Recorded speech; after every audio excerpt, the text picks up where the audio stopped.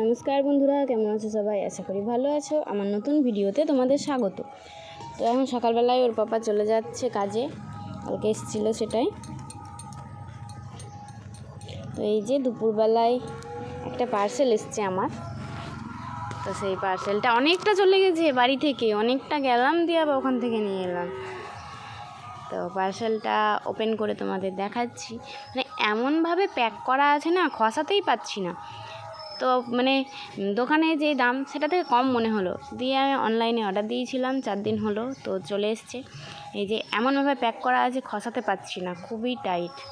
দিয়ে আবার খসাতে কষ্ট করে খসালাম। এই দেখো চলে এসেছে। কি বলো তো, বুঝতে পারছো না? এগুলো হচ্ছে সুতোর রিল।